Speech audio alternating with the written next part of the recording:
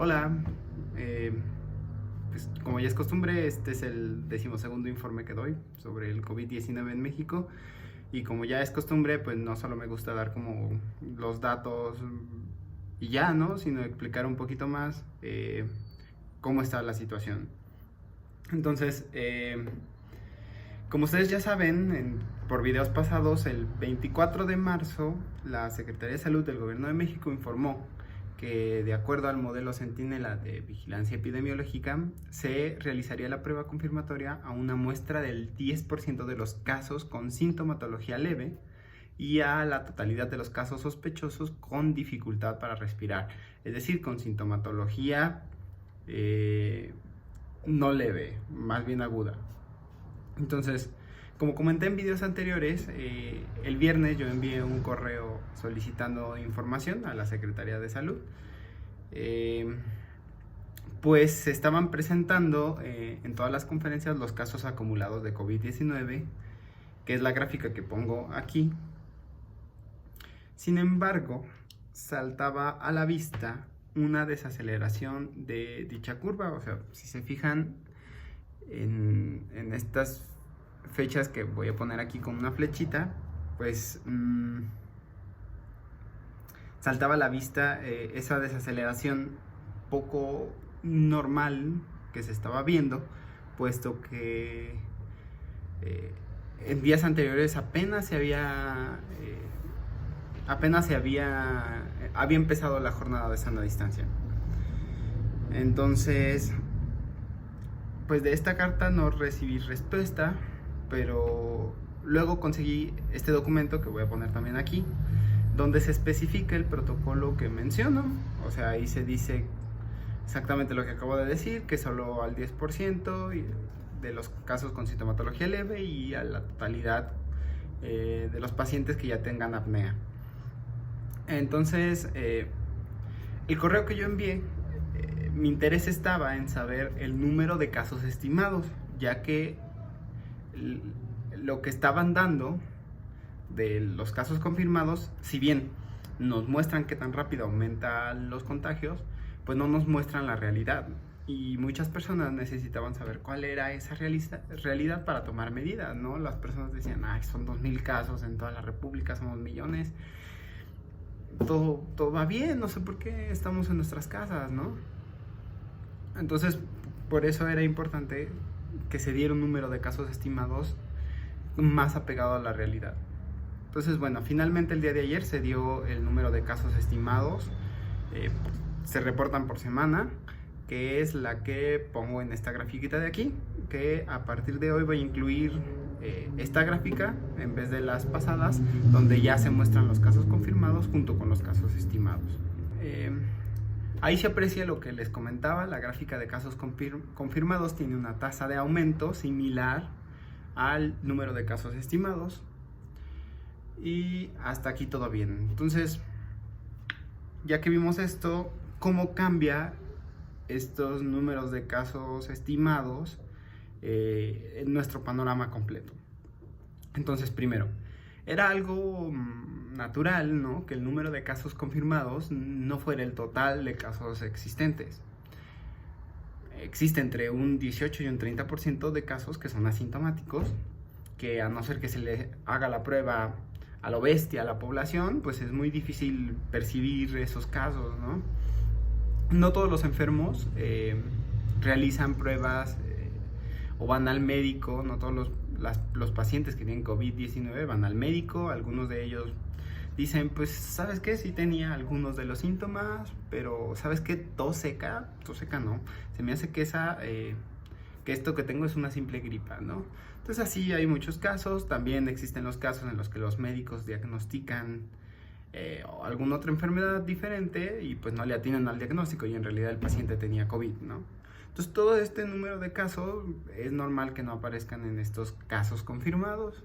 Y pues como les comentaba, todas estas situaciones es difícil verlo, a no ser que quieras agotar tu número de pruebas haciendo estas pruebas de forma masiva a la población, y muchas de las cuales van a salir negativas, ¿no? Ahí está el caso de Corea, en el que un gran número de sus pruebas fueron negativas, incluso con lo que hicieron allá, pues es imposible que hayan contabilizado a todos los casos existentes en Corea, ¿no? Entonces, dado lo anterior, lo mejor es confiar en la estadística y obtener valores estimados de cuántas personas tienen el virus de SARS-CoV-2. Y esto debería ser fácil para si se tiene ya una estructura que funcione, avalada, probada, de vigilancia epidemiológica, como es el caso de México, que la historia de esto inicia en el 2009. Entonces, el caso de México, pues, ha hecho bien en informar este número estimado, no solo para que la población tenga más cuidado, sino como un contraste al caso de Guayaquil, por ejemplo, donde se empezó a ver un número exorbitante de defunciones por COVID-19 y pues el gobierno tuvo que salir y tuvo que admitir que había muchos más casos de los reportados, lo cual para ellos no era tan lógico, ¿no? Entonces, ahí se refleja la importancia de dar el número de datos estimados. Ahora, ¿estas estimaciones modifican las medidas que debemos de tomar? Y la respuesta es no. Lo que cuenta en una epidemia no es este número, sino es la velocidad con la que se está propagando el virus. Y esto, como ustedes vieron, se puede ver desde el número de casos confirmados. No necesitamos ir al número de casos estimados para ver qué tan rápido está creciendo. Y en todo caso también nos interesa saber cuántas personas van a terminar en un hospital. Ese dato es muy importante y por eso aquí en México se le está haciendo la prueba a todos los casos graves. Queremos saber todo el número de casos graves para tener más o menos el dato de cuántos van a terminar en los hospitales. Finalmente quiero abordar una duda que surgió en una publicación de Facebook. Alguien dijo que entonces, dado los números de personas con COVID-19 estimadas, ¿no?, y que las defunciones son de alrededor del 5% de los casos, entonces deberíamos de tener muchas más personas fallecidas por COVID de las que en realidad tenemos. Y la respuesta a todo es que no necesariamente. O sea, este cálculo no está hecho de la mejor manera.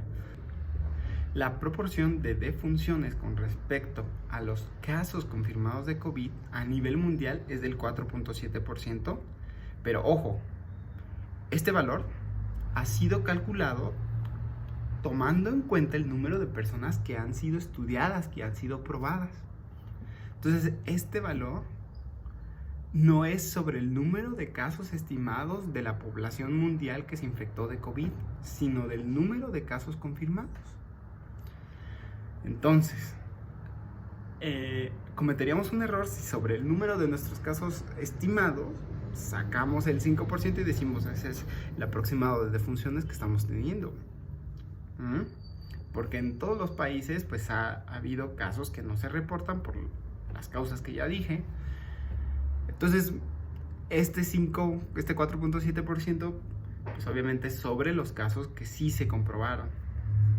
En un estudio en Wuhan, por ejemplo, se estima que la tasa de mortalidad sobre el número de la proporción de personas que mueren por COVID-19 sobre el número de personas que tenían COVID-19, ya vista después, ¿no?, con los casos estimados ahora sí, es de alrededor del 1.4%. Pero se piensa en otro estudio que este valor debería fluctuar entre 0.2 y 2%, lo cual pues está lejos de ese 5%. Incluso en algunas notas, por ejemplo de España, se habla de que el número de casos que verdaderamente hay está es mucho más grande del que se reporta. Calculan que entre el 5 y 10 veces más los números de casos que se reportan. En el caso de México es alrededor de 12 veces más el número de casos de COVID-19. Entonces, ligando todo esto con el video de ayer, Sabíamos que esto pues, se va a detener solo cuando un porcentaje alto de la población quede inmune, lo cual hasta el momento solo se puede conseguir pues, con un número alto de personas infectadas. En días pasados vi una nota de Infobae donde decían que España podría tener muchos más casos de los que se reportan, a juzgar por el número de defunciones que han tenido. Les dejo el enlace aquí abajo. Y se estima que alrededor del 15% de los españoles al día de la nota se habían infectado de COVID-19. Se habían infectado de SARS-CoV-2. Lo cual, concluye la nota, a la vez es una buena señal, porque el país europeo que más se acerca a la porción de personas inmunes que se necesita para que todo esto acabe, pues es muy alto. Es decir, España es el país europeo que se acerca más a esta porción que habíamos comentado. En algunos artículos de Harvard esta proporción se estima en 60%, en el artículo de Imperial College London se acerca al 80%. Entonces, en este sentido es buena noticia saber que el número de defunciones en México es muy bajo con respecto al número de personas estimadas que tienen COVID o que han tenido COVID-19. Y si les sirve de consuelo, este número estimado nos deja pues, más cerca de la inmunidad. Sabemos que entonces una mayor cantidad de personas han tenido COVID-19 o tienen COVID-19 y en el futuro pues van a quedar inmunes como premio de consolación. Entonces, a ver, noticias rápidas. Aún hay datos que faltan. Por ejemplo, me gustaría saber el número de casos estimados por entidad federativa. Un modelo SEIR, que si quieren en otro videito lo explico más a detalle, bien hecho para el caso de Guanajuato, lo pueden encontrar en un enlace que les voy a dejar acá abajo. Lo hizo una matemática de San Miguel de Allende y está bien hecho y puede servirles de base para saber el número estimado de casos que existen en nuestra entidad federativa. Si van a hacer modelos predictivos también, les recomiendo echarle un ojo a este artículo de aquí abajo, donde se utiliza el modelo SEIR en el 2009 para estimar el número de contagios en la epidemia de influenza de H3N1 o N3, no me acuerdo, de 2019. Entonces está diseñado para la Ciudad de México con valores cercanos a los que se vieron aquí en México, o sea, fue un estudio hecho a posteriori. Entonces está bastante bien y pueden utilizar ese modelo que ya está adaptado a México para calcular ahora el crecimiento del SARS-CoV-2. ¿Okay? Ahora, ojo, en este artículo, y eso es algo que voy a poner aquí la imagen, en este artículo se ve claramente una gráfica con datos ya reales del 2019, donde se observan al menos dos oleadas de esta cepa de influenza, ¿no? Y eso es algo que ya habíamos discutido en videos anteriores, ¿no? Que lo que se necesita es un plan a largo plazo de cómo contener la epidemia, porque esto no se va a acabar en 30 días, el 30 de abril, ¿no?